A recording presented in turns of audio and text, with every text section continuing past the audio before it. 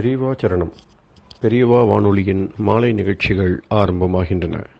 இன்றைய எமது நிகழ்ச்சிகள் நித்திய குரு பாதுகா பூஜா, ஸ்ரீ ரா கணபதி அவர்கள் எழுதிய புத்தகத்தின் ஒளிவடிவம், ஆன்மீக உரை, மகா பெரியவா மகிமை, உபன்யாசம். பெரியவா சரணம். பெரியவா சரணம். அடுத்த நிகழ்ச்சி நித்திய குரு பாதுகா பூஜை. शुक्लां भरदरं विष्णुं शशिवर्णं चतुर्भुजं प्रसन्नवदनं ध्यायेत् सर्वविघ्नोपशान्तये।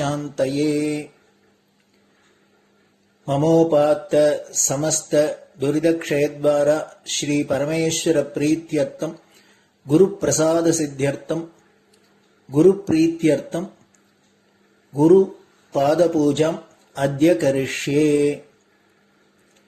गुरुर्ब्रह्मा गुरुर्विष्णुर्गुरुर्देवो महेश्वरः गुरुः साक्षात् परब्रह्म तस्मै श्रीगुरवे नमः। अपारकरुणासिन्धुं ज्ञानदं शान्तरूपिणं श्रीचन्द्रशेखरगुरुं प्रणमामि मुदान्वहम्।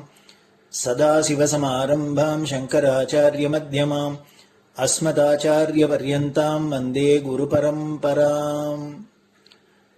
எல்லோரும் குருவை பெரிவாளை தியானம் பண்ணிண்டு அர்ச்சனை பண்ணுவோம். அஷ்டோத்திரம். பெரியவா அஷ்டோத்திரம் பல அஷ்டோத்திரங்கள் இருக்கு. அதுல எளிமையா சுலபமா எது இருக்கோ அதை நான் இப்ப சொல்றேன். எல்லோரும் இதை கேட்டுண்டே திருப்பி சொல்ல முடிஞ்சுவா சொல்லி சொல்லி பெரிவாளுக்கு பாதத்துல ஒவ்வொரு புஷ்பத்தை அர்ச்சனை பண்ணலாம். ओम श्री कांची कामकोटि पीठाधीश्वराय नमः. श्रीमत् चंद्रशेखरेन्द्र सरस्वती गुरुभ्यो नमः. संन्यासाश्रम शिखराय नमः. काषाय दंडधारिणे नमः. सर्वपीठापहारिणे नमः. स्वामिनाथ गुरवे नमः. करुणासागराय नमः. जगदाकर्षण शक्तिमते नमः. सर्वचराचर हृदयस्थाय नमः. ओम भक्त परिपालक श्रेष्ठाय नमः. धर्म परिपालकाय नमः. श्री जयेन्द्र सरस्वत्याचार्याय नमः. श्री विजयेन्द्र सरस्वती पूजिताय नमः. शिवशक्ति स्वरूपाय नमः. भक्ताभीष्ट प्रदायकाय नमः. ब्रह्मण्य पोषकाय नमः. ब्रह्म विष्णु शिवैक्य स्वरूपाय नमः. कांची क्षेत्रवासाय नमः. कैलाश शिखरवासाय नमः. स्वधर्म परिपोषकाय नमः. चातुर्वर्ण संरक्षकाय नमः. लोकरक्षण संकल्पाय नमः. ओम ब्रह्मनिष्ठापराय नमः. सर्वपापहराय नमः. धर्मरक्षक संतुष्टाय नमः. भक्तार्पितधन स्वीकर्त्रे नमः. सर्वोपनिषत् सारज्ञाय नमः. सर्वशास्त्रगम्याय नमः. सर्वलोक पितामहाय नमः. भक्ताभीष्ट प्रदायकाय नमः. ब्रह्मण्य पोषकाय नमः. नानाविध पुष्पार्चितपताय नमः. रुद्राक्ष क्रीडधारिणे नमः. भस्मोद्दोलित विग्रहाय नमः. सर्वज्ञाय नमः. सर्वचराचर व्यापकाय नमः. अनेक शिष्य परिपालकाय नमः. मनश्चाञ्चल्य निवर्तकाय नमः. अभयहस्ताय नमः. भयापहाय नमः. यज्ञपुरुषाय नमः. यज्ञानुष्ठान रुचिप्रदाय नमः. यज्ञसम्पन्नाय नमः. यज्ञसहायकाय नमः. यज्ञफलदाय नमः. यज्ञप्रियाय नमः. उपमानरहिताय नमः. स्फटिक तुलसी रुद्राक्ष हारधारिणे नमः. चातुर्वर्ण समदृष्टये नमः. ऋग्यजुस्साम अथर्वणादि चतुर्वेद संरक्षकाय नमः. दक्षिणामूर्तिस्वरूपाय नमः जाग्रत् स्वप्न सुषुप्ति अवस्थातीताय नमः कोटिसूर्यतुल्यतेजोमय शरीराय नमः साधुसङ्गसंरक्षकाय नमः अश्वगज गोपूजा निर्वर्तकाय नमः गुरुपादुकपूजातुरन्तराय नमः कनकाभिषिक्ताय नमः स्वर्णबिल्वदलपूजिताय नमः सर्वजीवमोक्षदाय नमः मूकवाक्ताननिपुणाय नमः नेत्रदीक्षादानाय नमः द्वादशलिङ्गस्थापकाय नमः गानरसप्रियाय नमः ब्रह्मज्ञानोपदेशकाय नमः सकलकलासिद्धिताय नमः चातुर्वर्ण्यपूजिताय नमः अनेकभाषासम्भाषण कोविताय नमः अष्टसिद्धिप्रदायकाय नमः ओम श्री शारदामठसुस्थिताय नमः नित्यान्नदानसुप्रीताय नमः प्रार्थनामात्रसुलभाय नमः पादयात्राप्रियाय नमः नानाविधमतपण्डिताय नमः श्रुतिस्मृतिपुराणज्ञाय नमः देवयक्षकिन्नरकिंपुरुषपूज्याय नमः श्रवणानन्दकरकीर्तये नमः दर्शनानन्दाय नमः अद्वैतानन्दभरिताय नमः अव्याजकरुणामूर्तये नमः शैव वैष्णवादिमान्याय नमः श्रीशङ्कराचार्याय नमः दण्डकमण्डलोहस्ताय नमः वीणामृदङ्गसकलवाद्यनाथस्वरूपाय नमः रामकथारसिकाय नमः वेदवेदाङ्ग आगमादिसकलकलासतस्प्रवर्तकाय नमः हृदयगुहाशयाय नमः शतरुद्रीयवर्णितस्वरूपाय नमः केदारेश्वरनाथाय नमः अविद्यानाशकाय नमः निष्कामकर्मोपदेशकाय नमः लघुभक्तिमार्गोपदेशकाय नमः लिङ्गस्वरूपाय नमः सालग्रामसूक्ष्मस्वरूपाय नमः कालड्यां शङ्करकीर्तिस्तम्भनिर्माणकर्त्रे नमः जितेन्द्रियाय नमः शरणागतवत्सलाय नमः श्रीशैलशिखरवासाय नमः डमरुकनादविनोदाय नमः वृषभारूढाय नमः दुर्मदनाशकाय नमः आभिचारिकदोषहर्त्रे नमः मिताहाराय नमः मृत्युविमोचकशक्त्याय नमः श्रीचक्रार्चनतत्पराय नमः दासानुग्रहकारकाय नमः अनुराधानक्षत्रजाताय नमः सर्वलोकख्यातशीलाय नमः वेङ्कटेश्वरचरणपद्मषट्पदाय नमः श्री महात्रिपुरसुन्दरी समेत श्री चन्द्रमौलीश्वर पूजाप्रियाय नमः श्रीमच्चन्द्रशेखरेन्द्र सरस्वती सद्गुरु परब्रह्मणे नमः गुरुभ्यो नमः परमगुरुभ्यो नमः परमेष्टिगुरुभ्यो नमः परात्परगुरुभ्यो नमः गुरुपरम्पराभ्यां नमः गुरुपादुकाभ्यां नमो नमः. அடுத்தது ஊதுபத்தி இருந்தா அதை காமிச்சு தூபம், நெய் தீபம் இருந்தா காமிச்சு அதை நெய் தீபம் தீபம் காமிச்சுட்டு நைவேத்தியம் வெத்தலைப்பாக்கு பழம் இதுலேருந்து ஆரம்பிச்சு அவளுக்கு எது சௌரியமோ அதுபடி நைவேத்தியம் பண்ணலாம். அதுக்கு அடுத்தது கற்பூர ஹாரத்தி பண்ணி எல்லோரும் பிரதட்சிண நமஸ்காரம் பண்ணி பெரியவாள்கிட்ட பிரார்த்தனை பண்ணிண்டு எல்லோரும் க்ஷேமமா இருக்கணும், லோகம் பரம மங்களமா சௌக்கியமா இருக்கணும், எல்லோரும் வியாதி வெக்க இல்லாத ஆயுராரோக்கிய ஐஸ்வர்யத்தோட சாந்தம் அமைதியோட ஞான வைராக்கியத்தோட எல்லோரும் நல்லவர்களாயிருந்து நன்மையை அடையணும்னு பிரார்த்தனை பண்ணி இந்த பூஜையை தினம் செய்யலாம். குரு பிரம்மா குருர் விஷ்ணுர் குருர் தேவோ மகேஸ்வரः குரு சாட்சாத் பரபிரம்ம தஸ்மை ஸ்ரீ குரவே நமஹ. அபார கருணா சிந்தும் ஞானதம் சாந்தரூபிணம் ஸ்ரீ சந்திரசேகர குரும் பிரணமாமி முதான்வகம்.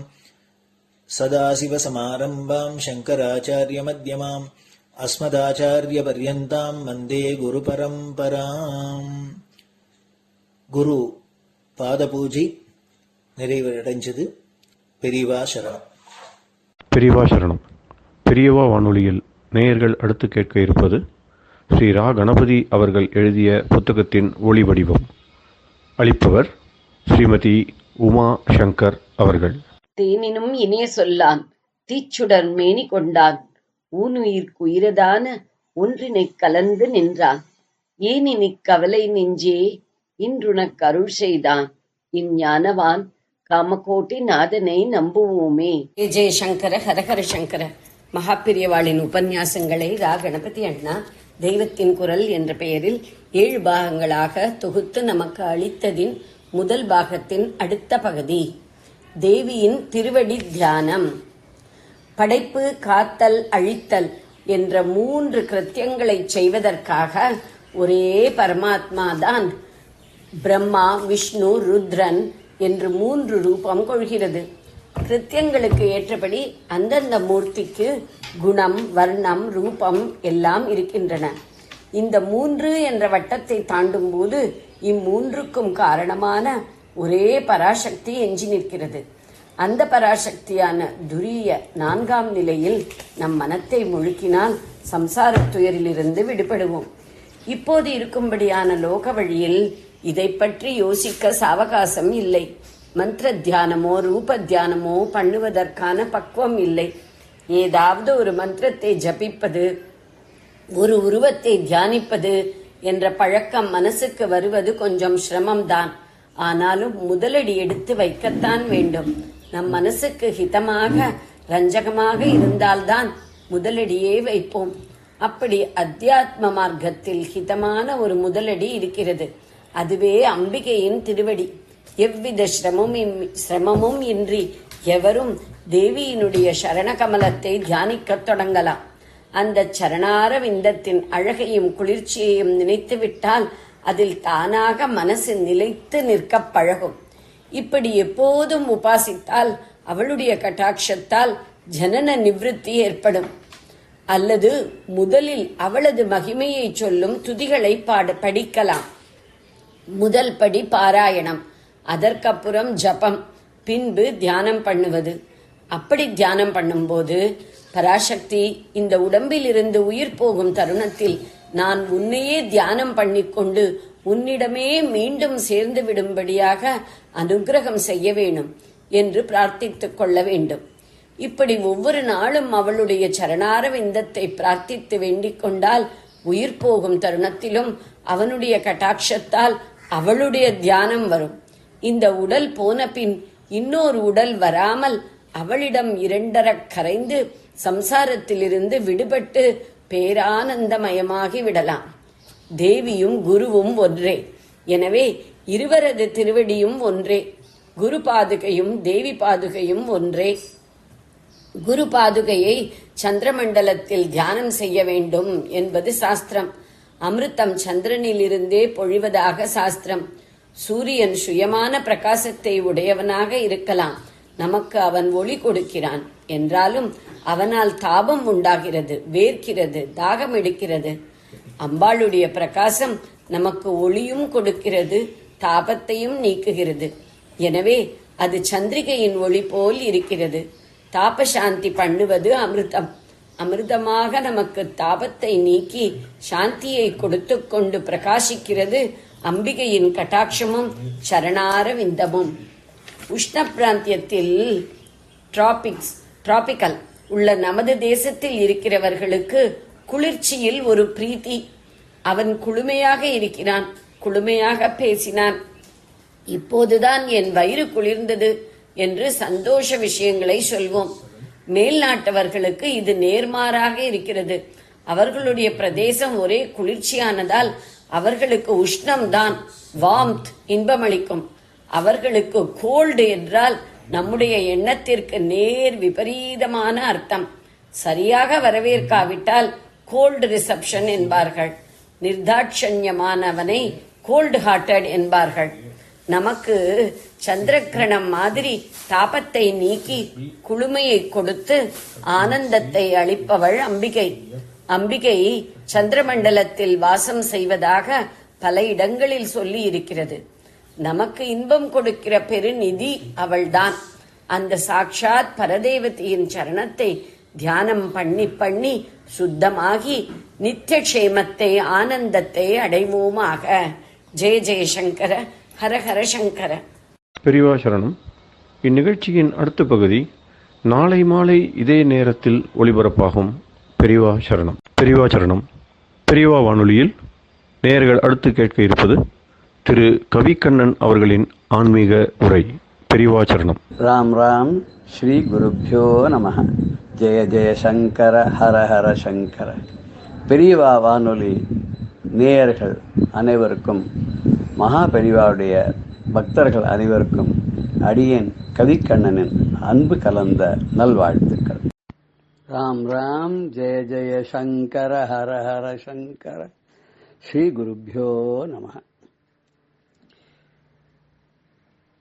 திருக்கடையூரில் திருமெய்ச்சூர் 43வது பகுதியா இன்னைக்கு நம்ம பார்க்க போறது 67, 68 பாடல்கள் அபிராமி அந்தாதியில. அபிராமி பட்டர் தன் மனதுக்குள்ள ஜோதி ஸ்வரூபமா அபிராமிய பார்த்தவர் எங்க பார்த்தாலும் எல்லாத்திலையும் அந்த ஜோதி ஸ்வரூபமா அம்பாளையே பார்த்து, நிலவிலேருந்து சூரியன்லேருந்து அக்னியிலேருந்து எல்லாத்திலையும் பார்த்து அப்படியே உணர்ந்து அந்த வயப்பட்டவராக ஆயிட்டார். அவருக்கு என்ன தோன்றதுன்னா, தான் அடைஞ்ச அந்த இன்பம், அந்த பேரு எல்லாருக்கும் கிடைக்கணும். அதுக்காக அம்பாளுடைய வர்ணனையை சொன்னார். நமக்கு அம்பாளுடைய நாமாவளிகள்லாம் எடுத்து கொடுத்தார். லலிதா சகஸ்ரநாமத்திலிருந்து இருக்கக்கூடிய அத்தனை நாமாவளிலும் மேக்சிமம் எவ்வளவு முடியுமோ அத்தனையும் கையாண்டு நேரடியாகவோ பொருள் மூலமாகவோ நமக்கு சொன்னார். நமக்கு எப்படி அம்பாளை வழிபடுறது அப்படிங்கிறதுக்கு க்ளூலாம் வேற கொடுத்தார். ஷண்மதங்கள்ல எதை தொழுதாலும் எல்லாமே அவதான், அம்பாள் தான், அம்பாளை பற்றி தான் இருக்குது அப்படின்னு சொல்ற மாதிரி சொல்லி நமக்கு சொன்னார். இத்தனையும் சொல்லிட்டு நான் எவ்வளவுதான் சொன்னாலும் இதெல்லாம் கேட்கலன்னா என்ன பண்றது? இது எல்லாம் இதை கொண்டு போய் மரக்குச்சியை கொண்டு போய் மலையில அடிச்ச கதையா தான் ஆகிறது அப்படின்னு சொன்ன. நாமெல்லாம் சொல்லுவோம் இல்லையா, மணற்பாங்கான பிரதேசத்தை தண்ணியை விட்டா என்ன பண்ணும்? கீழே போயிடும், உத்தருக்கும் பிரயோஜனப்படாது. அதே மாதிரியே இங்கேயும் இப்படி என்னென்னவோ சொல்லி பார்த்தார். அத்தனை சொல்லி அவருக்கு மன தாங்கல. நீ என்ன சொன்னாலும் அம்பாளை பத்தி 2 வார்த்தை சொல்லிட்டா அது ஸ்தோத்திரம் தான் அப்படின்ற மாதிரியும் நமக்கு சொல்லி பார்த்தார். கடைசியில ரொம்ப கோபம் என்ன சொல்லிட்டா திரும்பணும், மின்னல் கொடி போல இருக்கக்கூடிய அம்மா உன்னோட திருமேனி தோற்றத்தை ஒரு க்ஷண நேரமாவது ஒத்த வாயினால துதி செஞ்சு உடம்பால வணங்கி தன்னோட உள்ளத்துல தியானம் செய்யலன்னா அவனுக்கு கொடைத்தன்மை போயிடும், குடி பிறப்பினுடைய மேன்மை எல்லாம் போயிடும், வம்சத்தினுடைய பெருமை போயிடும், அவன் கற்ற கல்வியினுடைய அறிவினுடைய உபயோகம் அவனுக்கு இருக்கவே இருக்காது. நல்ல குணம் அப்படி எல்லாத்திலையும் அவனுக்கு குறைவு ஏற்பட்டு குறைவுடையவனாக ஆகி தினந்தோறும் என்ன பண்ணுவோம் தெரியுமோ, உலகம் முழுக்க வீடுகள் தோறும் வீடு வீடா ஏறி கையில பாத்திரத்தை கையில வச்சுட்டு பிச்சை எடுத்துதான் வாழ்க்கை ஜீவனம் பண்ணணும் அப்படின்ற நிலைக்கு வருந்துவன் அப்படிங்கிறார். அதாவது அவ்வளவு மனத்தாங்கள். அம்பாளை நினைக்கலனா, அம்பாளை ஸ்தோத்திரம் பண்ணலனா, அம்பாளை பத்தி புகழ்ந்து பாடலனா, அவளை ஏதோ ஒரு விதத்துல மனசா வாச்சா கர்மனா ஏதாவது விதத்துல அம்பாளை தொழலனா அவளுக்கெல்லாம் என்ன கதி அப்படின்னா அதோ கதி. வாரியார் சுவாமிகள் சொல்வார், அம்பாளை நினைக்கிறவாளுக்கு, முருகப்பெருமான் நினைக்கிறவாளுக்கு தெரியுது பாரு முருகனுடைய பாதகமலங்கள், அதுதான் கதி. அதை நினைக்கலன்னா அவளுக்கெல்லாம் என்ன கதின்னா அதோ கதி, கீழே போய் விழுவா, அத்தல பாதாளத்துல விழுவா அப்படின்னு சொல்வார். அது மாதிரியே இவரும் முதல்ல நயமா சொல்றார், அப்புறம் பயமா சொல்றார். குழந்தைகள் சில சமயம் அடம் பிடிக்கும். அம்மா எல்லாம் அதுக்கு என்ன பண்ணுவான்னா, இதெல்லாம் கூடாது, அதெல்லாம் கூடாது அப்படின்னு ரொம்ப அழகா சொல்லி இதனால என்னென்ன தீய விளைவுகள்லாம் வரும்லாம் சொல்லுவா. அப்படியும் கேட்காத முரண்டடிச்சதுன்னா அந்த குழந்தைக்கு அம்மா என்ன பண்ணுவா தெரியுமில்ல, இரு இப்படியே பண்ணணும், நான் பூச்சாண்டிட்ட பிடிச்சு கொடுத்துவேன் அப்படின்னு பயமுறுத்தா இல்லையா. அது மாதிரியே அபிராமி பட்டர் என்ன பண்றாருன்னா, நயமா நமக்கு நல்ல உபதேசங்கள்லாம் சொல்லி எப்படி கடை தேரலாங்கிறதுக்கு வழியெல்லாம் கொடுத்து பார்த்துட்டு கடைசியில இது எதுக்குமே எந்த வழிக்குமே வராதவாளுக்கு பயமுறுத்தித்தான் சொல்லணும் அப்படின்ற எண்ணத்துக்கு வந்து இந்த மாதிரி ஒரு பாட்டை அவர் வந்து சொல்றார். 67வது பாட்டத்துல என்ன சொல்ல தெரியுமோ, தோத்திரம் செய்து தொழுதுமின் போலும் நின் தோற்றம் ஒரு மாத்திரை போதும் மனதில் வையாதவர் வன்மை குலம் கோத்திரம் கல்வி குணம் குன்றி நாளும் குடில்கள் தோறும் பாத்திரம் கொண்டு பலி குழலாய் நிற்பர் பாரெங்குமே. தோத்திரம் செய்து தொழுது மின் போலும் நின் தோற்றம் ஒரு மாத்திரை போதும் மனதில் வையாதவர் வன்மை குலம் கோத்திரம் கல்வி குணம் குன்றி நாளும் குடில்கள் தோறும் பாத்திரம் கொண்டு பலிக்குழலாய் நிற்பர் பாரெங்குமே. அப்பா என்ன கோபம் வந்துடுச்சு இல்லையா அவருக்கு. இந்த கோபத்தில் இது என்ன, இது தாபமா சாபமான்னு தெரியாத அளவுக்கு இப்படி சொல்லிட்டார் அவர்.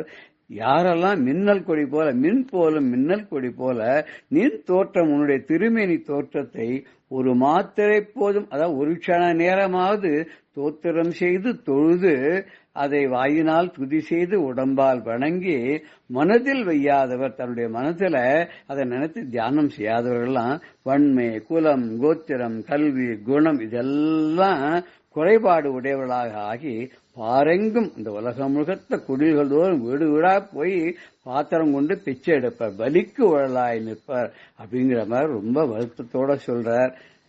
அப்படிப்பட்ட நிலை ஏன் வரக்கூடாது, தவிர்க்கணும் அப்படின்றதுக்காக தானே நமக்கு எத்தனையோ வழிமுறைகள்லாம் சொல்லி கொடுத்தார். இதுல கூட வந்து ஒரு சாபமா அவர் போடல. அப்பா நான் சொல்றதை கேட்டு நீ இப்பவாது அப்போதைக்கு இப்போதே சொல்லி வைத்தேன்.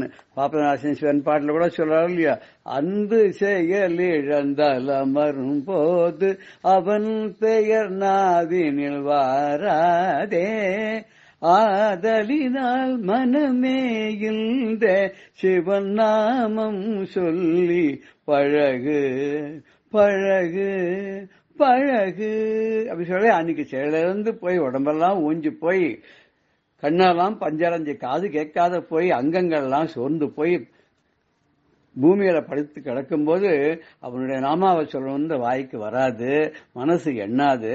அதனால இப்பவே சொல்லி சொல்லி பழகினாதான், சிவசிவா சிவசிவான்னு சொல்லி பழகினாதான், ராமராமா ராமராமா கிருஷ்ண கிருஷ்ணான்னு சொல்லி பழகினாதான் அந்த சமயத்துல அந்த நினைப்பும் அந்த ரூப லாவண்யமும் மனசுக்கும் வந்து நமக்கு ஞாபகப்படுத்தும். இல்லைன்னா அந்த பழக்கம் இல்லைன்னா சித்திரமும் கைப்பழக்கம் செந்தமிழும் நாப்பழக்கம் வைத்ததொரு கல்வி மனப்பழக்கம்னு இப்போதே சொல்லி சொல்லி நாம வந்தாலும் சொல்லும் நான் நமச்சிவாய்வேன்னர் தேவாரத்துல. நற்றவா உன்னை நான் மறைக்கணும் சொல்லும் நான் நமச்சிவாய்வேன்னு சொன்ன மாதிரி நம்ம சொல்லி சொல்லி பழகணும்னா நம்ம நாக்கு அந்த சமயத்துல தானாவே சிவசிவா அம்மா தாயே பரதேவத்தே ஜெகன்மாதா அம்பிகே புவனேஸ்வரி ராஜராஜேஸ்வரி கஞ்சி காமாட்சி காசி விசாலாட்சி மதுரை மீனாட்சி கற்பகாம்பா அப்படின்னு சொல்லி அபிராமவல்லி காப்பாத்தன்னு நமக்கு வாயில வரும். அதுக்குதான் அந்த குழு கொடுக்கிறார். இந்த பாடல்ல வந்திருக்க நாமாவளிகள் வந்து சர்வாந்தர்யாமினி, எல்லாருடைய உள்ளத்துக்குள்ளேயும் வியாபித்து இருக்கிறாள். நம்ம நினைச்சு பார்த்தோம்னா போறோம். 819வது நாமாவளி இது. சர்வ அந்தர்யாமி, எல்லா ஜீவராசிகளுக்குள்ளும் அந்தர்யாமியாக இருக்கிறாள். இவள் வந்து பிரசவித்திரி, எல்லா ஜீவன்களையும் அவதான் படைச்சிருக்கா. ஆபிரம்ம கீட்ட ஜனனி, அப்படி எல்லாவற்றையும் அவள் தான் படைச்சாள். 826 நாமம் பிரசவித்திரின்னு. பஞ்ச தன்மாத்திர சாயக்கான 5 தன்மாத்திரைகளை பானங்களாக உடையவள். அம்பாள் எப்பேற்பட்டவள், கையில கரும்பு வில்லும் பஞ்ச பானங்களோடு கூடிய வாசனை மிகுந்த மலர்களையே அம்புகளாக கையில வைத்துக் கொண்டிருக்கிறாள். அப்பேற்பட்ட அந்த அம்பாளை மனசுல நினைக்கணும், எப்போதும் அவளையே துதிப்பாடணும், செயல்கள் எல்லாத்திலையும் அவள் பரமாகவே இருக்கணும். வாரியார் சுவாமிகள் ஒரு சமயம் சொல்லுவார், கடவுள் என்ன பண்ணுவாரான்னா நமக்கு நல்ல கண்ணு, நல்ல காது, நல்ல மூக்கு, நல்ல வாய், நல்ல கை கால் ஏன் கொடுத்திருக்காருன்னா அவனை பற்றிய புகழை கேட்கணும், அவனையே பாடணும், அவனுடைய கோவிலுக்கு சென்று அவனுடைய திருவுருவத்தை கண்டு ரசிக்கணும், அவன் புகழை பாடுவதற்கு வாய், அத்தோடு மட்டுமில்லாத அவனுக்கு மாலை கட்டி போடுவதற்காக பூக்களை தோட்டத்தில் அமைத்து செய்வதற்காக கரங்கள், அவனுடைய ஆலயத்திற்கு நம்ம இட்டு செல்வதற்காக நம்மளுக்கு கால்கள்லாம் கொடுத்திருக்கான். இதெல்லாம் எதுவும் நம்ம ஒழுங்கா பண்ணலன்னா அடுத்த பிறவியில இதெல்லாம் இல்லாத பண்ணிடுவான், இதெல்லாம் குறைபாடா பண்ணிடுவான்னு வாரியார் சுவாமி சொல்ற மாதிரி அதே தான் அபிராமி பட்டரும் சொல்றார். இப்போ நமக்கு இன்னொன்னு ஒண்ணு தெரியறது இல்ல. என்ன தெரியறதுன்னா, இப்படி சாபம் போட்டாரு, சாபம் போட்டதோட அவர் நிறுத்தல. அடுத்து என்ன சொல்றாரு தெரியுமோன்னு அவரு, இந்த அம்பாளை நினைச்சு ஸ்தோத்திரம் பண்றவாளுக்கு, துதி பண்றவாளுக்கு எல்லா விதமான செல்வங்களும் கிடைக்கும்னு உடனே அடுத்தது மாத்திக்கிறார். நம்ம போட்டது சாபமா எல்லாரும் நினைச்சிடக்கூடாது, வருத்தப்படக்கூடாதுன்றதுக்காகவே எப்படி சொல்றாருனாக்க, பாரும் புனலும் கனலும் வெங்காலும் படர் வெசும்பும் ஊரும் உருகு சுவை ஒளி ஊரு ஒளி ஒன்றுபட சேரும் தலைவி சிவகாம சுந்தரி சீரடிக்கே சாரும் தவமுடையார் படையாததன் எல்லையே. பாரும் புனலும் கனலும் வெம்காலும் படர் விசும்பும் ஊரும் முருகு சுவை ஒளி ஊர் ஒளி ஒன்றுபட சேரும் தலைவி சிவகாம சுந்தரி சீரடிக்கே சாரும் தவமுடையார்க்கு படையாத தான் இல்லையே.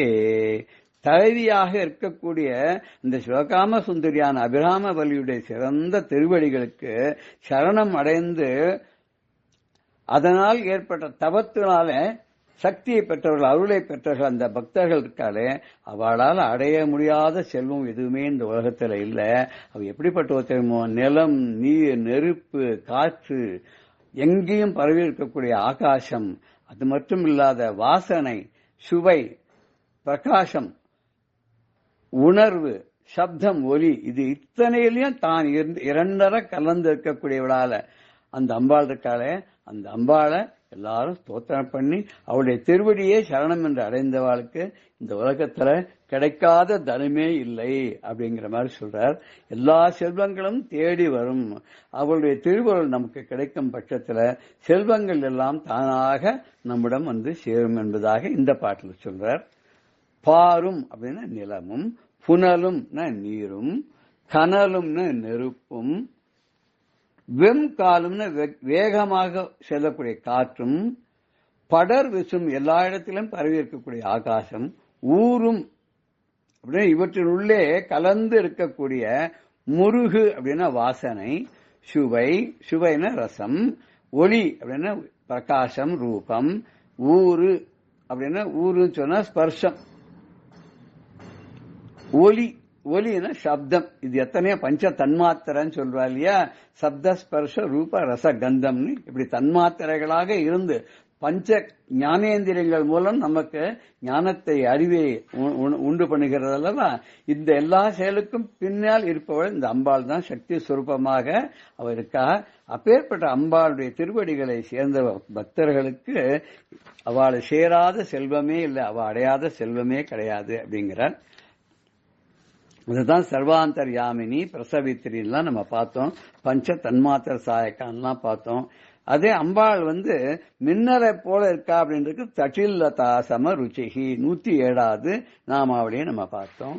வித்யுல் லதா அப்படின்னு சொல்ற மின்னல் கொடி அது மாதிரி இருக்காளாம். அவளை மனதுக்குள்ளதான் ஆராதிக்கணும், அப்படி மனதுக்குள்ள தொழணும். அதனால உள்முகமா தான் பார்த்தா அவ தெரிய, வெளியில தெரிய மாட்டா. நம்ம வெளியில பாக்குற ரூபங்கள் எல்லாம் கண்ண மூடினா போயிடும். மனசுக்குள்ள நம்ம ஆராதனை பண்ணினோம்னா, தியானம் பண்ணோம்னா என்னன்னைக்கு நிலையா இருக்கும். அதனாலதான் அந்தர்முக சமாராத்தியான்னு லலிதா சஹஸ்ரநாமம் சொல்றது 870 நாமாவளியில. மனதிலே அவளை தியானிப்பவளுக்கு அவள் என்றைக்கும் என்றென்றைக்கும் ஆராதிக்கக்கூடியவளா இருக்கிறாள். பகிர்முக சுல்லபா சுதுர்லபா. ஏன்னா வெளியில நம்ம பார்த்தா மன விஷயங்கள் எல்லாம் வெளியில அலைய விட்டோம்னா அம்பாளை அடைகிறது ரொம்ப கஷ்டம்னு. சம்ஹிருதாசேஷ பாஷண்டான்னு ஒரு நாமாவளி இருக்கு. அது 355.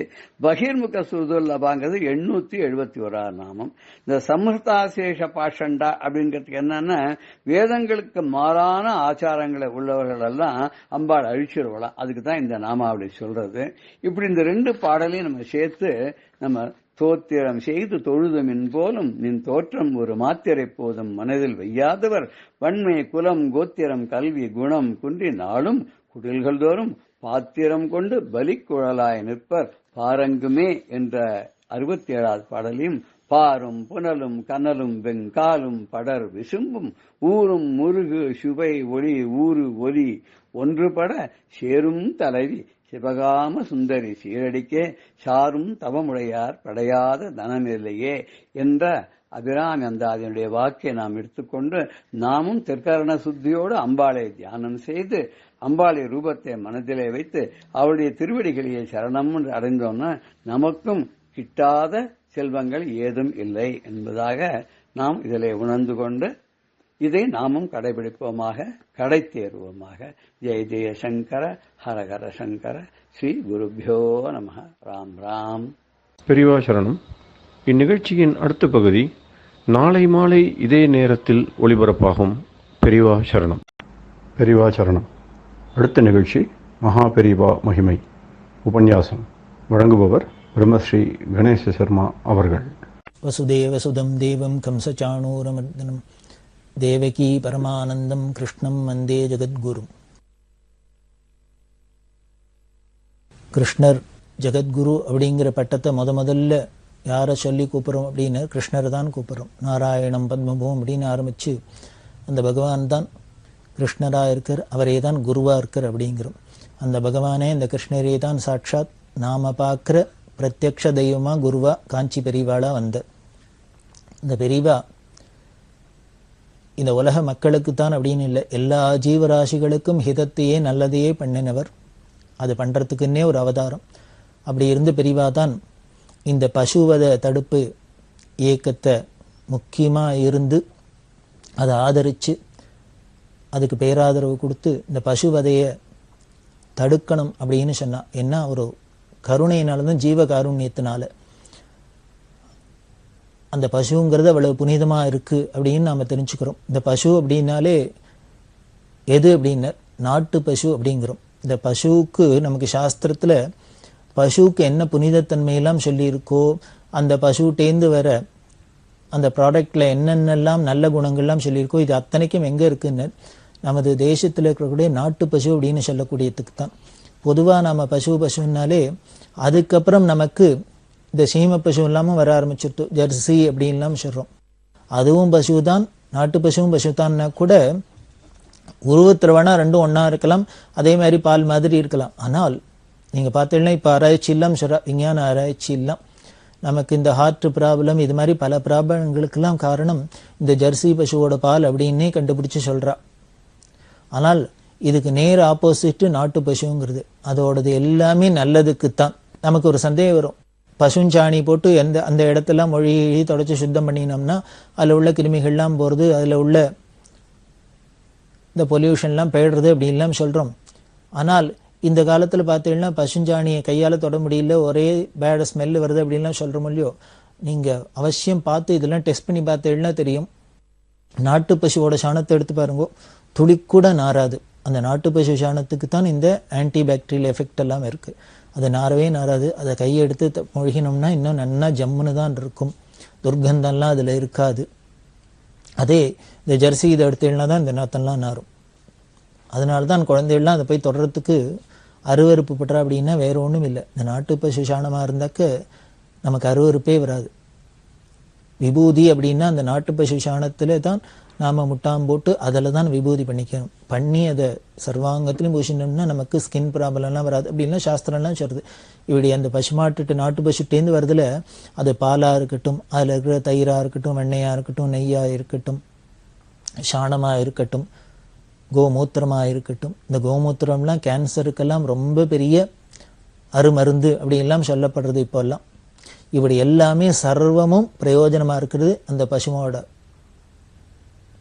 ப்ராடக்ட்ஸ். அதனால தான் அந்த கோவை அப்படி நாம் முக்கியமாக சொல்கிறோம். அதுக்கு மேலே எல்லா தேவதைகளும் அதில் வாசம் பண்ணுறதா சாஸ்திரங்கள் சொல்கிறதுனாலே இந்த கோவை நாம் பூஜை பண்ணி பூஜை பண்ணி வழிபடுறோம்.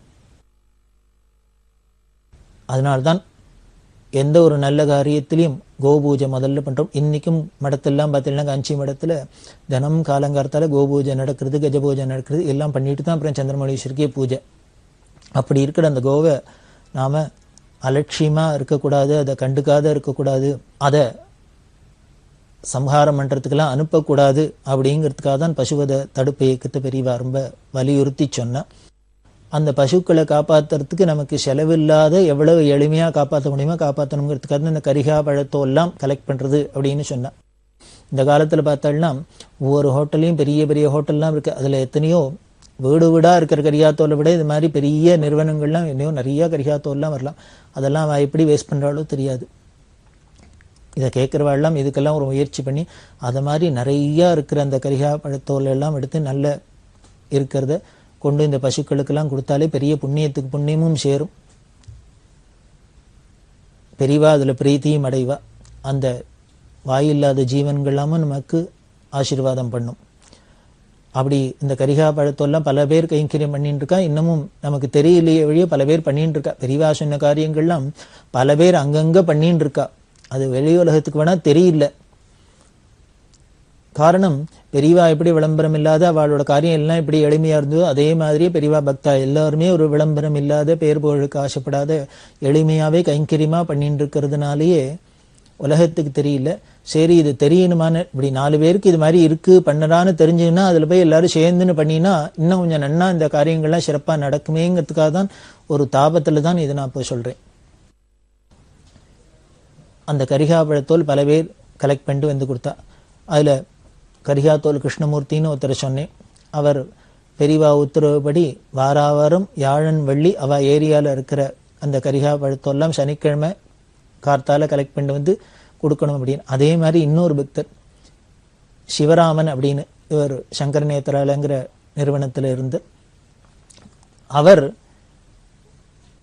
கல்யாணம் ஆகிறதுக்கு முன்னால் பிரம்மச்சாரியா இருக்கிறதே ரெகுலராக வாராவாரம் அவரும் தங்கள் ஏரியாவில் இருக்கிற இடத்துலேருந்தெல்லாம் இந்த கரிகா தோல்லாம் பழத்தோல்லாம் வாங்கிட்டு கொண்டு போய் பெரியவா இருக்கிற இடத்துல கொடுத்து அந்த கோசாலையில் கொடுத்துருக்கார். இவரை பார்த்தோன்னே பெரியவா கூப்பிடுவா. இது மாதிரி தெரியும், இவர் ஓரமாக நின்னா கூட கரிகா தோல் அப்படின்னு தெரியும்.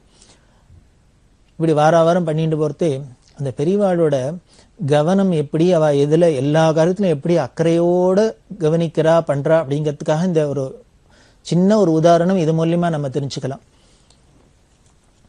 இந்த சிவராமன் கலெக்ட் பண்ணிட்டு போறாரு இல்லையா, அப்படி ஒரு பெரிய கோணியில் வாங்கிட்டு போய் இங்கேருந்து மெட்ராஸ்லேருந்து கலெக்ட் பண்ணி பஸ்ஸில் எடுத்துன்னு போய் அதை அங்கே பெரியவாளுக்கு முன்னால் வச்சா அந்த பக்கத்தில் கோசாலை அதில் போட சொல்லுவா. எல்லாம் வந்து திங்கும். பசுக்கள்லாம் அவுத்து விட்டுற சொல்லுவா. எல்லாம் வந்து சாப்பிட்டுட்டு போவோம், பசு கண்ணுக்குட்டி எல்லாம். அப்படி ஒரு தரம் போடலான்னு பொறுத்தே பெரியவா இங்கே கொட்டு அப்படின்னா எல்லாத்தையும் கொட்ட சொன்னா. கொட்டினா அதை கையால் திராவ சொன்னா அதில் பார்த்தா கீரை கட்டு இருந்தது. 2-3 கீரை கட்டு முழு கட்டா. பெரியவா உடனே இந்த சிவராமன்ட்ட கேட்குறா, ஆமாம் நான் அந்த கரிகா தோல் பழத்தோல்லாம் தானே வாங்க சொன்னேன், அந்த வேஸ்ட் எல்லாம் தானே வாங்க சொன்னேன், இது எப்படி முழுசா கீரை கட்டு இருக்கு? இவருக்கு புரியல. ஏதோ பல வீட்டில் போய் கலெக்ட் பண்ணிட்டு வரோம், அதில் யாரும் என்ன போட்டான்னு அப்படியே போய் அந்த பையன் நெட்டினா அவ போடுறா. இல்லை யாரும் என்ன போட்டான்னு ஞாபகம் இல்லை, தெரியல, போன இடத்துல யாரான்னு போட்டிருக்கலாம் அப்படி. உடனே பெரியவா சொல்றா, அடுத்த தரம் பார்க்குறதே கலெக்ட் பண்ணுறது இதெல்லாம் நீ நோட் பண்ணிக்கோ, கவனிச்சுக்கோ.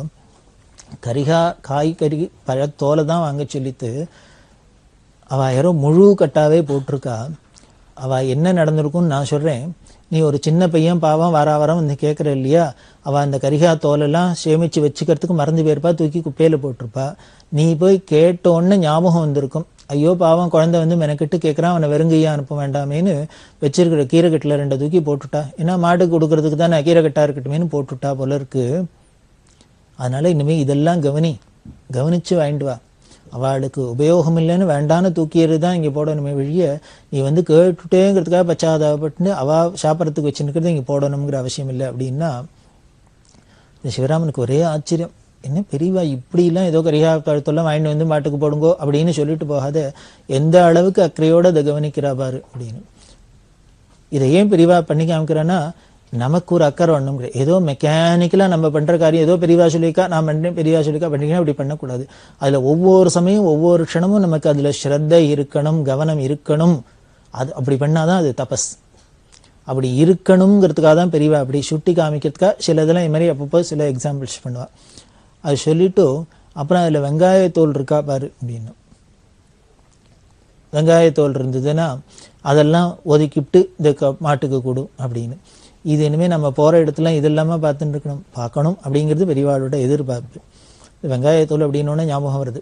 மெடிக்கலே ஏதோ சொல்றா, வெங்காயத்துக்கு இந்த இருக்கு அது இருக்கு அப்படின்னு சொல்லி சொன்னா கூட நமது சாஸ்திரங்கள்ல இந்த வெங்காயம் பூண்டு இது மாதிரி விஷயங்கள் எல்லாம் நமக்கு ரஜோகுணத்தை கொடுக்கறதுனால அது நமக்கு வேண்டாம் அப்படின்னு நமக்கு சத்வகுணம் வளர்றதுக்கு இதெல்லாம் ஒரு இடைஞ்சலா இருக்கும். அதனால இதெல்லாம் அவாய்ட் பண்ணணும் அப்படின்னு ஆகார நியமத்தில் ரொம்ப முக்கியமா சொல்லியிருக்கிறது. நமக்கு இந்த குணத்தை ஒட்டித்தான் நம்மளோட நடவடிக்கைகள்லாம் இருக்கிறதுனால நமக்கு எப்பொழுதும் நம்மளோட நடவடிக்கை எப்பொழுதும் அமைதியா சாந்தமா இருக்கணும். அப்படின்னா நமக்கு சத்வகுணம் மேலிட்டு இருக்கணும். அந்த சத்வகுணத்தை வளர்க்குறாப்புல என்னென்ன ஆகாராதிகள்லாம் இருக்குமோ அதெல்லாம் வச்சுக்கணும். அப்படிங்கிறதுக்காக தான் சாஸ்திரம் இந்த கட்டுப்பாடெல்லாம் விதிக்கிறது. அதனாலே தான் எல்லா மகான்களுமே இதெல்லாம் விளக்க சொல்றான். இதை நாம எடுத்துட்டோம்னா நமக்கு நல்லது. நமக்கு குணம் முக்கியம், குணம்தான் முக்கியம். ஒரு மனுஷனுக்கு ஒரு மனுஷனை மனுஷனாக்குறது குணம்தான். அதுக்கப்புறம் தான் இந்த பர்சனாலிட்டி உடம்புங்கிறது.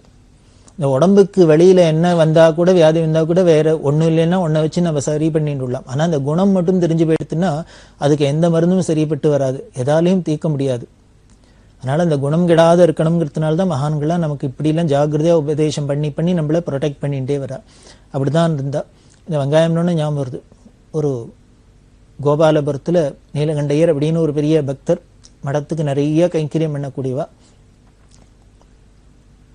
அவ வீட்டுக்கு என்ன பண்ணா, ராமேஸ்வரத்துல விஸ்வநாதன் அப்படின்னு ஒரு பிரம்மச்சாரி, அவர் ராமேஸ்வரம் மடத்தை பார்த்துட்டார். அவரை என்ன பண்ணா, ஒரு நாளைக்கு நீ போய் நீலகண்டயத்துல போய் 4-5 நாள் இருந்துட்டு வா கோபாலபுரத்துல அப்படின்னு மெட்ராஸ்க்கு அனுப்பிச்சா. அவர் இந்த நீலகண்டயத்துக்கு வந்தார். பெரியவா முன்னாலே சொல்லிட்டா, இது மாதிரி ராமேஸ்வரம் விஷு வந்து உங்க ஆத்துல 4-5 நாள் இருப்பன் அப்படின்னு. அவனுக்கு எல்லாம் சமைச்சு போட்டு பார்த்துக்கோ அப்படின்னு. பெரியவாளே சொல்லி மடத்துலேருந்து ஒரு கெஸ்ட் வந்திருக்கான்னா உபச்சாரம் பண்றதுக்கு கேட்பானே. அந்த நீலகண்டையர் சம்சாரம் பிரமாதமா வகை வகையா அவருக்கு வேளா வேலைக்கு சமைச்சு போட்டு எல்லாம் பண்ணியிருந்தா. இந்த விஸ்வநாதனுக்கும் தெரியாது பெரியவா எதுக்கு அனுப்பிச்சிருக்கான்னு. அந்த நீலகண்டையர் அவாத்து பேருக்கும் இந்த பையன் எதுக்கு வந்திருக்கான்னு தெரியாது. இந்த விஸ்வநாதன்ட்ட என்ன சொல்லியிருந்தான்னா, நீ அவாத்துக்கு போ, ஒரு நோட்டு பென்சில் எடுத்துன்னு போ. கார்த்தாலேருந்து அவாத்துல என்னெல்லாம் காப்பி கொடுக்குறாளா, சாப்பிட்றியா, டிஃபனா, அன்னைக்கு சமையல் என்ன, ராத்திரிக்கு என்னென்ன எல்லாத்தையும் சாப்பிடு, எல்லாம் பண்ணு. அதெல்லாம் நான் மட்டும் நீ ஒரு நோட்டில் எழுதினுடும். நீ கார்த்தால உப்புமா கொடுத்தா அதுக்கு தொட்டுக்க தேங்காய் சட்னி இருந்தது, இது மாதிரி என்னென்ன பண்றாளோ ஐட்டம் எல்லாத்தையும் எழுதிண்டே வா அப்படின்னு.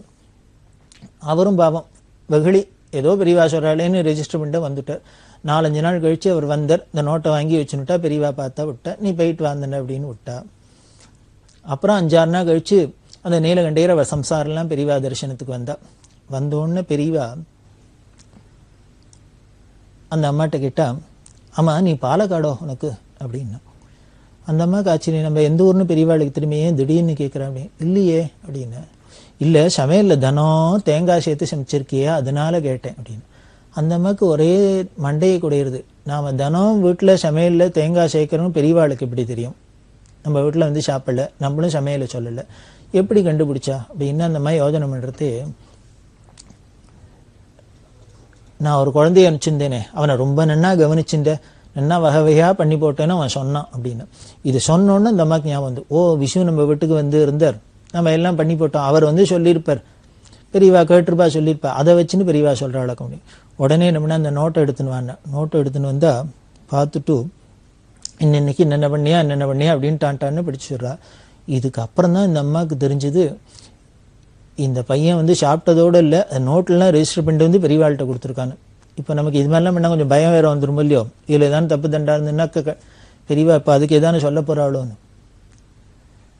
அவளுக்கு எதுக்காக பெரியவா நம்ம வீட்டுக்கு ஒருத்தர் அனுப்பிச்சு 4-5 நாள் இருக்க சொல்லி அவனுக்கு எல்லாம் பண்ணி போட சொல்லிட்டு அதை ரெஜிஸ்டரில் எழுதின்னு வர சொல்லி பெரியவா இப்போ என்கொயர் பண்ணுறா அப்படின்னா நமக்கு தான் பயமாக இருக்குது. பெரியவா ரொம்ப சர்வசாதாரணமாக சொல்கிறா. இப்படி பேசிவிட்டு இல்லை எதுக்காக அவன் அனுப்பிச்சு இதெல்லாம் பார்த்துன்னு எழுதுன்னு வர சொன்னீங்கன்னா, நீ உன் ஆண்டையெல்லாம் ரொம்ப மடத்துக்கு பிரியமா இருக்கீள், ரொம்ப கைங்கரியம் பண்றீள், எல்லாம் ஆச்சார அனுஷ்டானத்தோட இருக்கீள், நிறைய கைங்கரியம் பண்றீள்.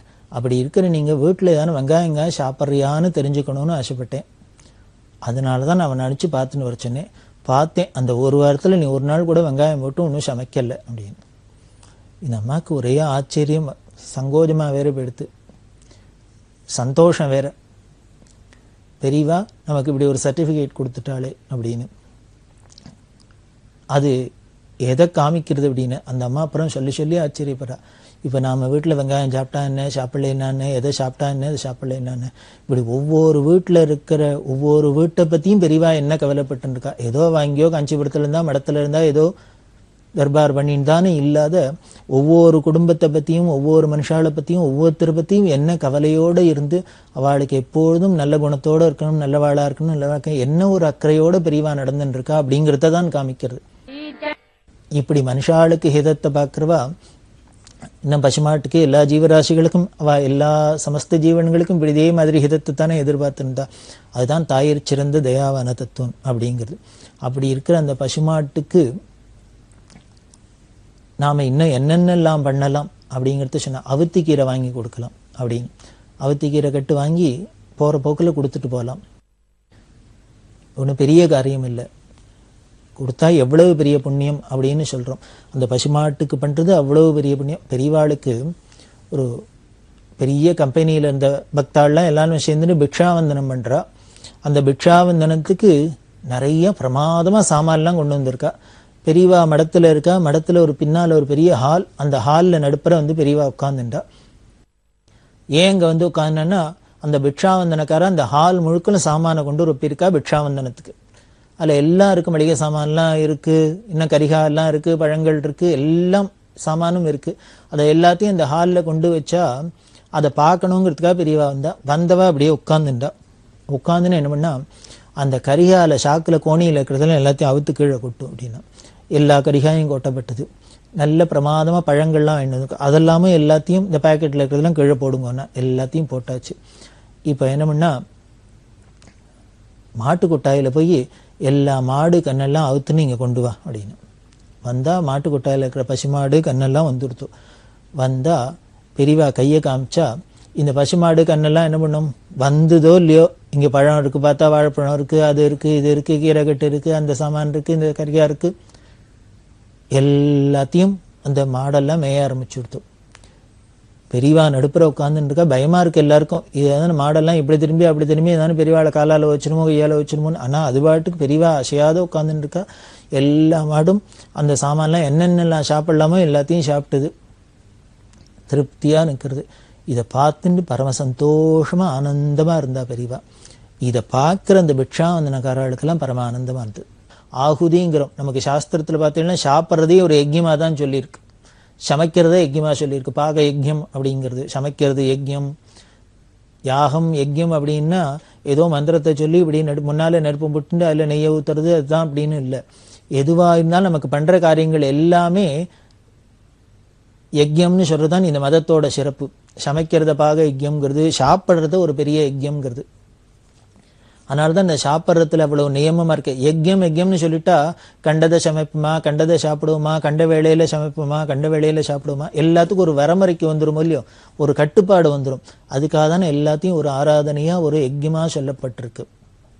அதை போலதான் இங்க எந்த ஜீவராசிகளுக்கு பண்ணினாலும் பெரியவா தனக்கு பண்ணினதாவே தான் ஏத்துக்கிறதா கீதையில சொன்னது இப்படி சர்வ சகஜமா சாதாரணமா சொல்ற. அப்படி பசுமாட்டுக்கு அந்த கோசம்ரட்சணத்துல அவளுக்கு பரம குறியா இருந்தா. தனக்கு பிக்ஷாவந்தனம் பண்ண வரவாழலாமும் அங்க மடத்துல உள்ள பசுமாட்டுக்கு எல்லாமும் செய்யணும், அதுக்கு தீனி எல்லாம் வாங்கி போடணும். யானை இருந்துன்னா யானைக்கு அது தீனி எல்லாம் போடணும். இன்னும் என்னென்ன இருக்கோ கால்நடைகள் அத்தனைக்கும் எல்லாம் பண்ணணும். இதெல்லாம் பண்றணும் சட்டமாவே பெரியவா வச்சா. அப்படி பரம பவித்திரமானது அந்த பசுமாடு. அந்த கோ சம்பந்தம் பட்டுவிட்டாலே எந்த தோஷம் இருந்தாலும் போயிடும். பெரியவா தன்னோட இடத்துல தரிசனம் கொடுத்துட்டு இருக்கா. ஒரு பக்தர் வந்தார் தரிசனத்துக்கு. அவர் அமெரிக்காவில் இருக்கிற, அங்க உத்தியோக நிமித்தமா அங்க இருக்கிறவர். ஆனா பரம பக்தி பெரியவாள்கிட்ட. இங்க வந்தோடனே இந்தியாவுக்கு வந்தோடனே முதல்ல பெரியவாளை தரிசனம் பண்ணிட்டு தான் ஆகாரம் பண்றதுங்கிற அளவுக்கு அவர் ரொம்ப தீவிரமா இருப்பார். ஊரை விட்டு கிளம்பினார்னா அமெரிக்காலேருந்து அங்கே சாப்பிட்டுட்டு கிளம்புறது தான். இந்தியாவுக்கு வந்தோடனே முதல்ல தன்னோட உறவுகாரா அப்படின்னு வீடு வாசல்னு போகாத நேரு பெரியவா இருக்கிற கேம்புக்கு ஸ்நானம் பண்ணி பெரியவாளை தரிசனம் பண்ணிட்டு அப்புறம் தான் ஆகாரம் பண்ணுறது அப்படின்னு ஒரு நியமம் வச்சிருந்தார். அப்படி ஒரு பக்தி அது மாதிரி வந்திருக்கார். அவர் வந்தோடனே தரிசனம் கொடுத்தோடனே பெரியவா என்ன பண்ணா, போய் சாப்பிட்டுட்டா அப்படின்னா, அதுக்கு முன்னாலே கார்த்தாலே சொல்லிட்டா, இந்த மாதிரி சோ வருவர், நீ அவருக்கு சாப்பிடாதான் இருக்க, நீ அவருக்கு எல்லாம் ஏற்பாடு பண்ண சமையல் அப்படின்லாம் சொல்லி பண்ணி வச்சுட்டா. அவர் போன சாப்பிட்டு வந்தார். வந்தோன்னு பெரியவா தங்கிட்ட கைங்கரியம் என்றவர்கிட்ட சொல்றா, இவன் என்கிட்ட ரொம்ப பக்தியா இருக்கான், ரொம்ப பிரியமா இருக்கான், எங்கேயோ கண்காணாத இருந்தா கூட என்னையே நினைச்சுட்டு இருக்கான்,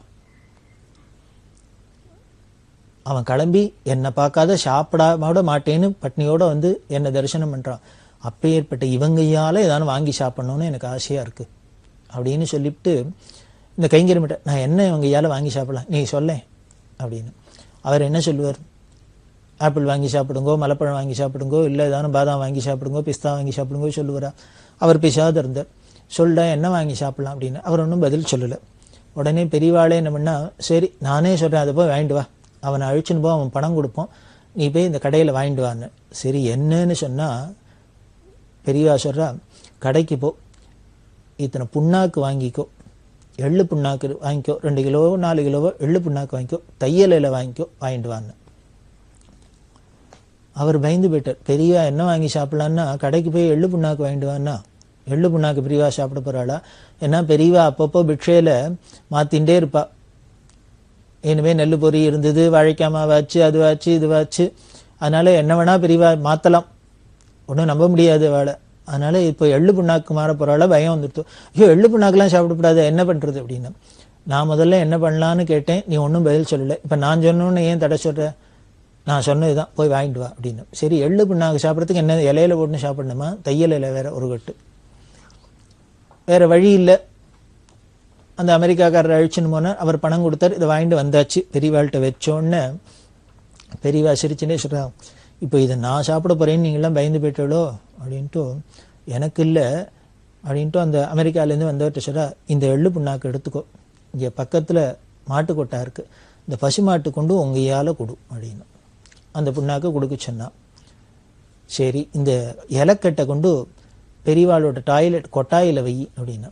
பெரியவா சொல்கிறா, இவன் எப்போதும் என்ன நினச்சிட்டு இருக்கான், அதனால எனக்கும் அவனையே நினச்சிக்கணும், இவன் ஞாபகப்படுத்துகிறாப்புல காலங்காலத்தில் ஏந்துனோன்னே இவனை நினச்சிக்கணும். அந்த கொட்டாயில் நம்ம ஏந்துனோன்னே நாம் டாய்லெட்டுக்கு போகிறோம், கொட்டாய்க்கு போகிறோம், அந்த கொட்டாய்க்கு பூமியில் நேராக போடப்படாது, விசர்ஜனம் பண்ணப்படாது, அதனால இலையை போட்டுன்னு பண்ணுற வழக்கம்.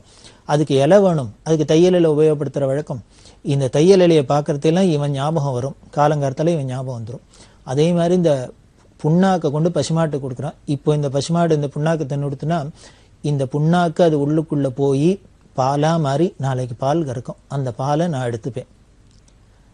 இப்போ இவன் கொடுத்ததுனால பால் சுரந்து, இவன் கொடுத்த புண்ணாக்குனால பால் சுரந்து நான் பால் சாப்பிட்றேன், அதனால அவன் கொடுத்து சாப்பிட்றதா தானே ஆகும், அதுக்காக தான் பண்ண சொன்னேன் அப்படின்னு. அவருக்கு ஒரே சந்தோஷம். அவர் ஊருக்கு போயிட்டார், பெரியவா உத்தரவு கொடுத்தா போயிட்டார். ஏன் இப்படி அவர்கிட்டேருந்தே நேர தானே ஒரு பழத்தை எடுத்து வாங்கி சாப்பிட்ருக்கப்படாதோ? அவர் இனிமேல் புண்ணாக்க வாங்கி பசுமாட்டு கொடுத்து அதுக்கப்புறம் பால் சுரந்து கறந்து தான் சாப்பிடணுமன்னா, அதுதான் தர்மஸ்வரூபமான பெரியவாளோட அப்ரோச். பெரியவா சொல்றா, அவன் சொதர்மத்தை விட்டு எங்கேயோ விதேசத்தில் போய் சம்பாதிக்கிறான், என்கிட்ட பக்தி இருந்தா கூட அந்த வராதனால அந்த சம்பாத்தியத்தினால திரவிய சுத்தி எப்படி இருக்கும்னு சொல்ல முடியாது. அதை நான் நேருக்கு நேர் ஏத்துனேன்னா அது என்னோட ஆசிரமத்துக்கு தர்மம் இல்லை.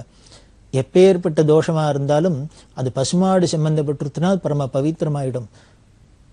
அதனால இவனோட காசுல நேர நான் தானே வாங்கினே தான் தோஷம் வரும். இந்த காசு மூலியமா புண்ணாக்கு வாங்கி இது பசுமாட்டுக்கு போயிட்டுனா, பசுமாட்டுக்குள்ள போயிட்டு வந்துடுத்துனா அது பவித்திரமாயிடுத்து அந்த பசும்பால், அதை நான் இப்போ எடுத்துக்கலாம் அப்படின்னா அந்த பசு சம்பந்தப்பட்டிருச்சுன்னா எவ்வளவு பவித்திரம் அப்படின்னு நமக்கு காமிக்கிறதுக்காக தான் இது மாதிரிலாம் நடக்க மாட்டேறா பெரியவா. அப்படி ஒவ்வொருத்தரோட அன்பையும் அங்கீகரிச்சு நாம் அந்த அன்பை அங்கீகரிக்கிறோங்கிறதுனால அதில் உள்ள தோஷங்கள்லாம் கண்டுக்காத இருக்கிறதும் கிடையாது. இந்த தோஷங்களையும் விளக்குவா, நம்மளோட அன்பையும் அங்கீகரிப்பா. இப்படி அங்கீகரிச்சா அருள் செய்யறதான் பெரியவாளோட விசேஷமான கிருபை அப்படின்னு சொல்லி அந்த கிருபையை நாம் தொடர்ந்து அனுபவிக்கலாம். பெரியவா சரணம். இந்நிகழ்ச்சியின் அடுத்த பகுதி நாளை மாலை இதே நேரத்தில் ஒளிபரப்பாகும். பெரியவா சரணம். பெரியவா சரணம். அடுத்த நிகழ்ச்சி திருவாசக இன்னிசை. வழங்குபவர் ஸ்ரீ சத்குருநாத தேசிகர் அவர்கள். பெரியவாச்சரணம். திருச்சிற்றம்பலம். கோயில் திருப்பதிகம். மாறி நின்று என்னை மயக்கிடும் வஞ்சப் புலன்ஐந்தின்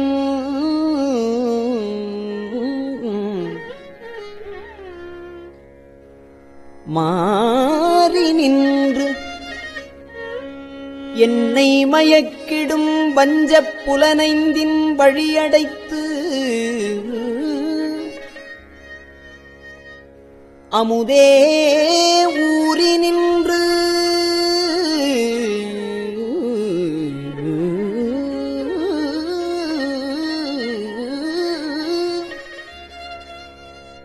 என்னுள் எழுபரஞ்சோதி உள்ளவா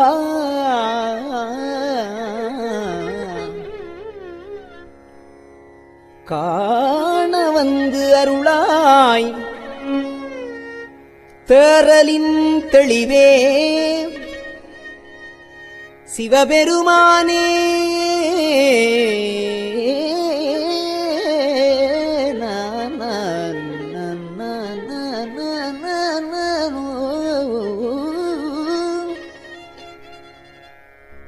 தேறலின் தெளிவே சிவபெருமானே. திருப்பெரும் துறை உரை சிவனே. ஈரிலா பதங்கள் யாவையும் கடந்த இன்பமே என்னுடை அன்பே.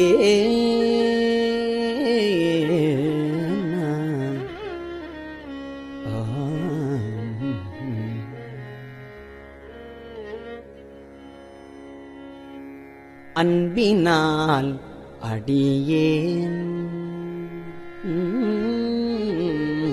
அன்பினால் அடியேன் ஆவியோடு ஆக்கை ஆனந்தமாய் கசிந்து உருக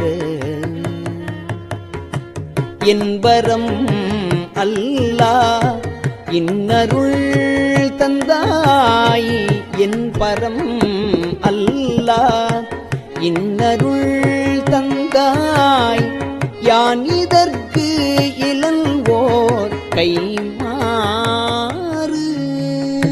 முன்புமாய் பின்பும் முழுதுமாய் பரந்த புத்தனே முடிவிலா முதலே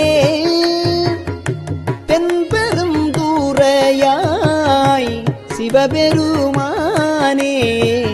சீருடை சிவபுரத்து அரைசே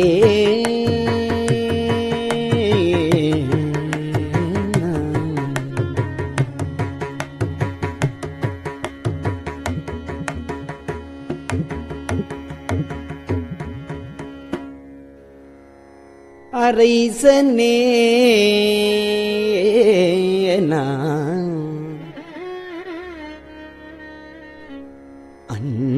அன்பர்க்கு அடியேனுடைய அப்பனே.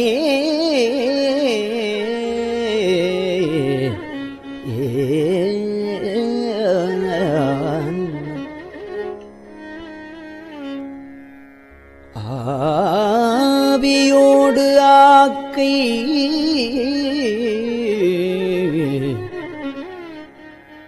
புரை புரை கனியப் புகுந்து நின்று உருக்கி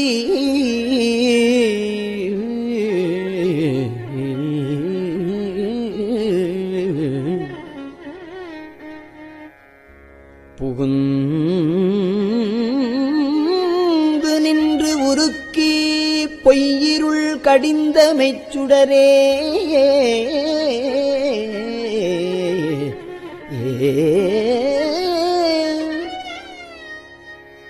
திரை பொறாமன்னும் அமுதத்தென் கடலே திருப்பெரும் துறையுரை சிவனே உரை உணர்வு விறந்து நின்று உணர்வதோர் உணர்வே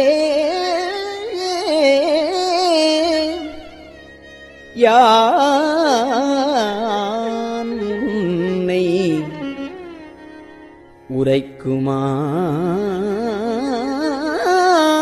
உரைக்குமாறு உணர்த்தே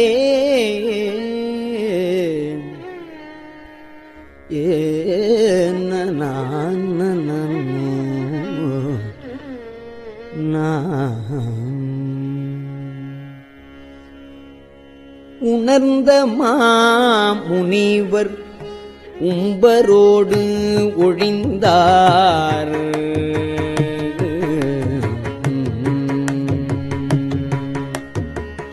உணர்ந்த மாமுனிவர் உம்பரோடு ஒழிந்தார் உணர்வுக்கும் தெரிவரும் பொருளே இணங்கிலி எல்லா இணங்கிலி எல்லா உயிர்கட்கும் உயிரே என்னை பிறப்பருக்கும் எம் மருந்தே திணிந்ததோர் இருளில் தெளிந்த தூவெளியே திருப்பெரும் துறை உரை சிவனேயே குணங்கள் தாம் இல்லா இன்பமே உன்னை குறுகினேற்கு இனி என்ன கூறையே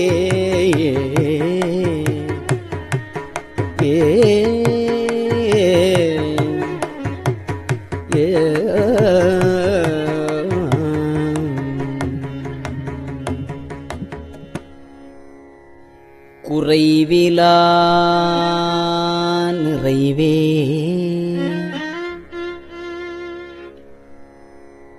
கோதிலா அமுதே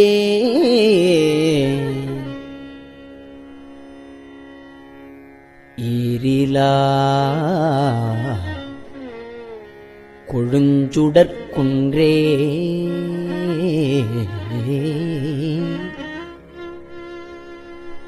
குறைவிலா நிறைவே கோதிலா முதே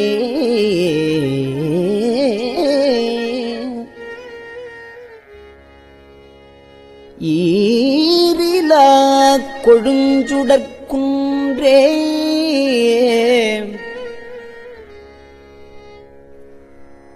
மறையுமாய் மறையின் பொருளுமாய் வந்து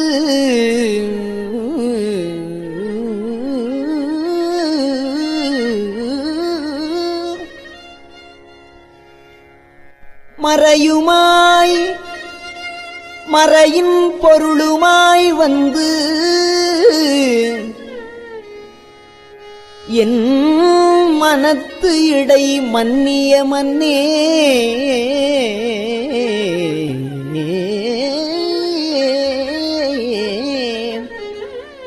மறையுமாய் மறையின் பொருளுமாய் வந்து என் மனத்திடை மன்னிய மன்னே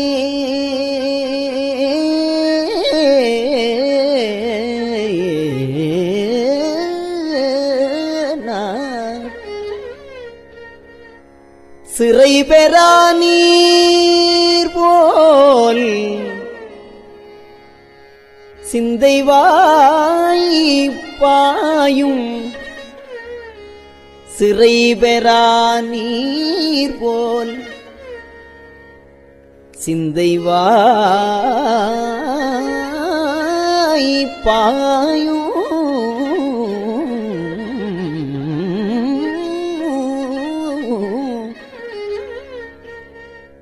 திருப்பெருந்துறை உரை சிவனே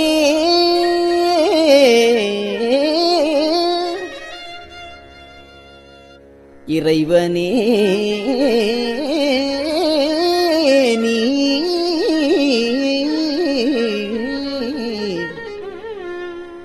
என் உடலிடங்கொண்டாய் இனி உன்னை என்னிறக்கேனே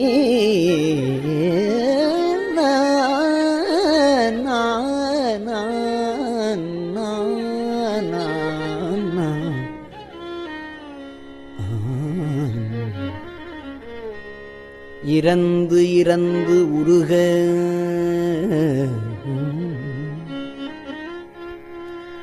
என் மனத்துள்ளே எழுகின்ற சோதியே இமையோர் சிறந்தனில் பொலியும் கமலச் சேவடியாய் திருப்பெருந்துறை உரை சிவனே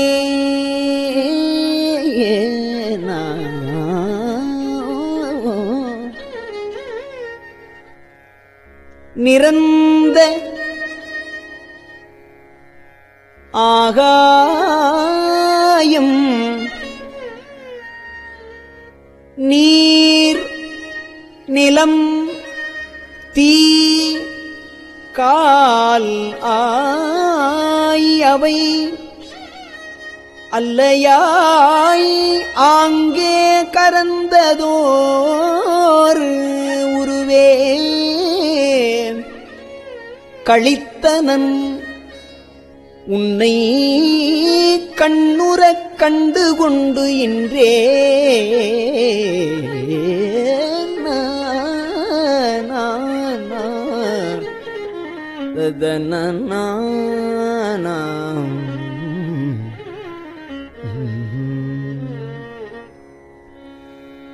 இன்று எனக்கு அருளி இருள் கடிந்து உள்ளத்து எழுகின்ற ஞாயிறே போன்று நின்ற நின் தன்மை நினைப்பற நினைந்தேன் நீயலால் பிரிது மற்ற இன்மை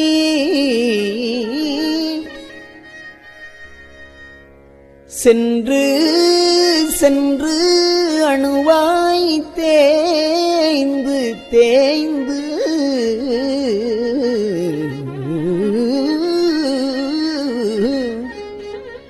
அணுவாய் தேய்ந்து தேய்ந்து ஒன்றாம் திருப்பெருந்துறை உரை சிவனே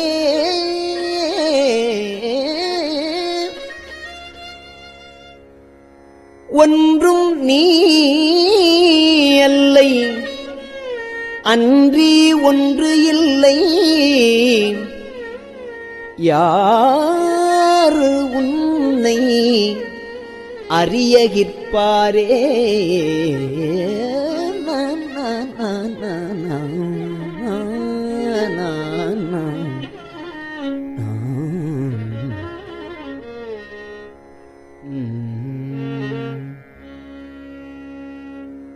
பார்ப்பதம் அண்டம் அனைத்துமாய் பார்ப்பதம் அண்டம் அனைத்துமாய் முளைத்து பரந்ததோர் படர் ஒளி பரப்பே நீருரு தீயே நினைவதேல் அறிய நின்மலா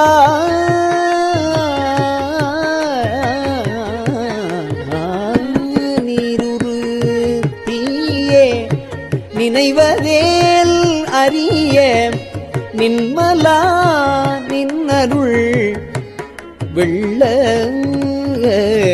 சீருரு சிந்தை எழுந்ததோர் தேனே திருப்பெரும் கூரை ஊரை சிவனே ஆருறவு எனக்கு இங்கு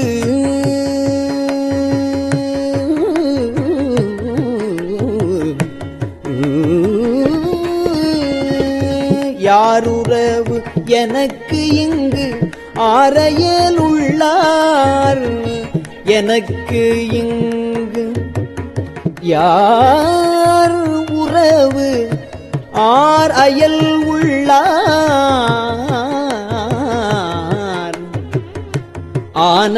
ஆனந்தமாக்கும் எம் சோதி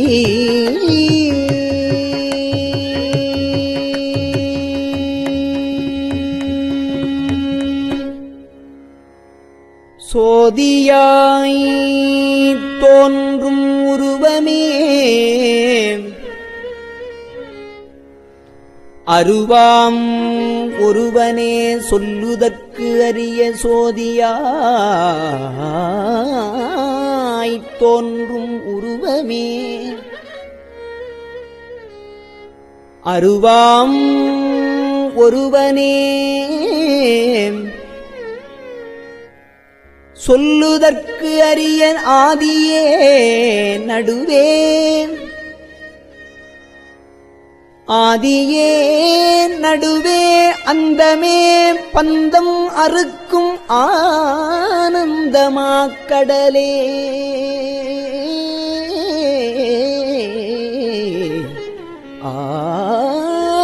ஆனந்தமாக்கடலே திதிலா நன்மை திருவருட்குன்றே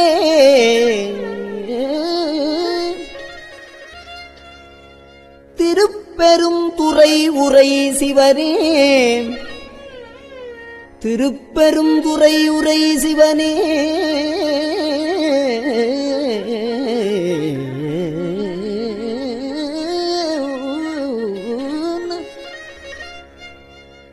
யாது நீ போவதோர் வகை எனக்கு அருளாய்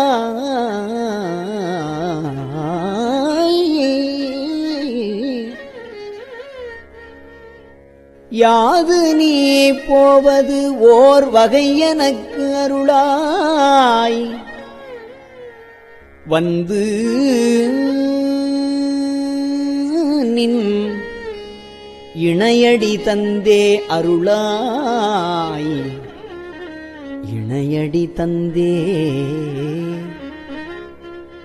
அருளாய்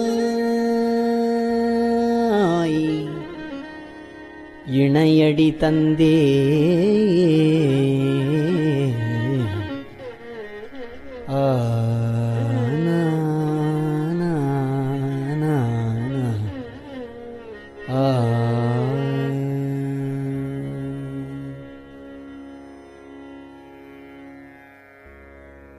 தந்தது உன் தன்னை ஆனா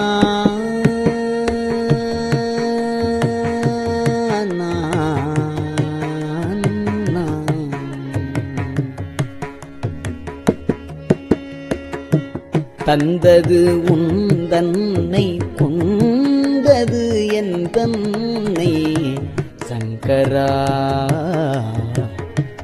ஆர்கொலோ சதூரர் அந்தம் ஒன்று இல்லா ஆனந்தம் பெற்றே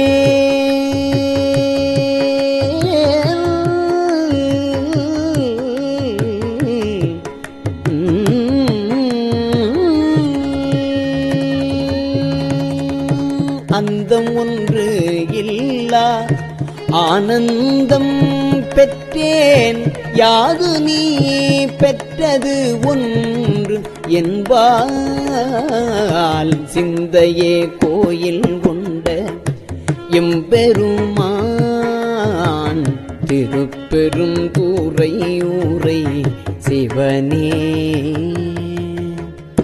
சிந்தையே கோயில் கொண்ட எம்பெருமான் திருப்பெரும் கூரை ஊரை சிவனே எந்த ஈசா உடல் இடங்கொண்டாய்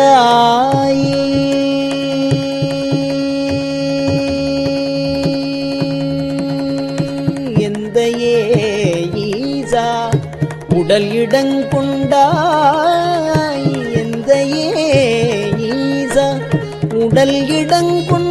உடலிடங்கொண்டாய் எந்த ஏசா உடலிடங்கொண்டாய் எந்த ஏசா உடல் இடங்கொண்டாய் ஈசா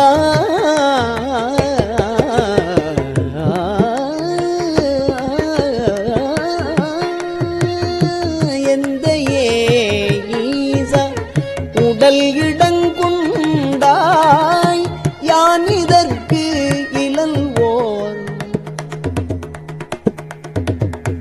யான் இதற்கு இழல்வோர் கைமாறி எந்த ஈசா உடல் இடங்கொண்டாய் யான் இதற்கு இழல்வோர் கைமாறி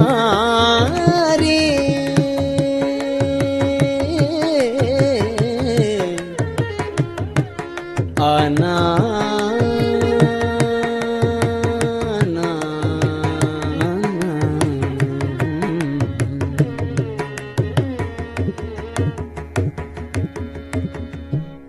திருச்சிற்றம்பலம்.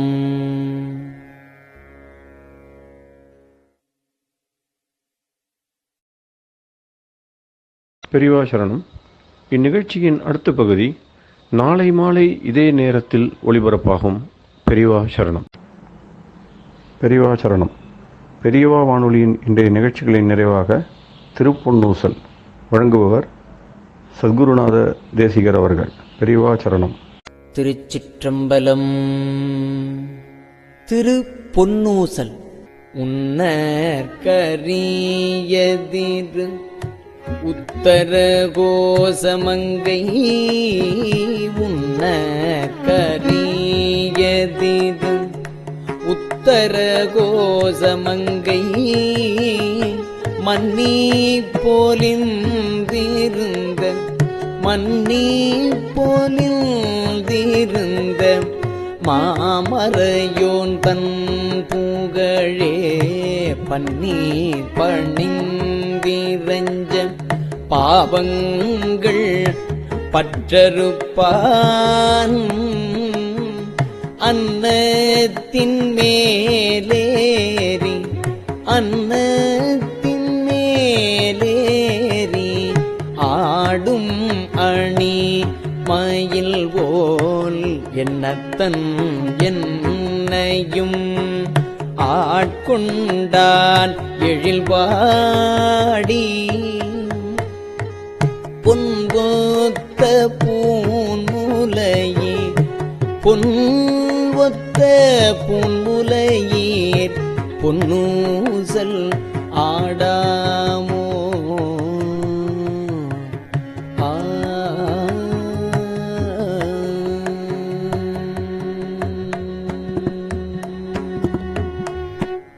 திருச்சிற்றம்பலம்.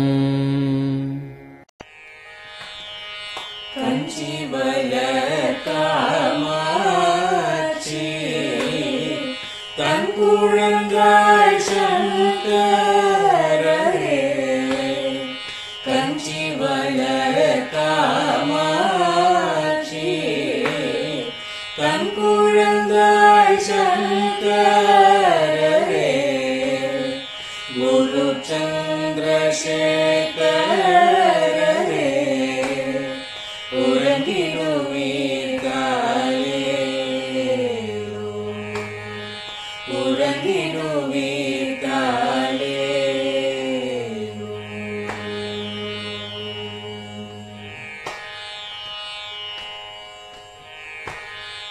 ஆதிகுரு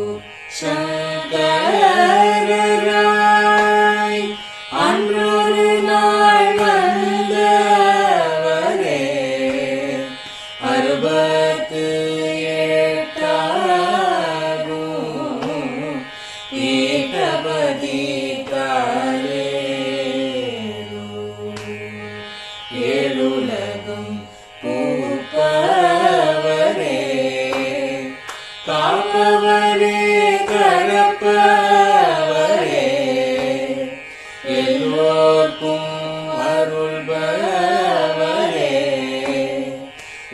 விடுவித்தாரே அயனுடனே மாலவனோ தேடிய பொற்பதத்தவரே அருமறைகள் சாற்றும் முயல் மலர்பதமே தாரே முக்தி நிலை எய்திடவே சக்தி தரும் சத்குருவே முக்தி நிலை எய்திடவே சக்தி தரும் சத்குருவே நித்தமெங்கள் நாவீசையில் நித்திரை கொள்தாயே நித்தமெங்கள் நாவீசையில் நித்திரை கொள்தாளே நித்தமெங்கள் நாவீசையில் நித்திரை கொள்தாளே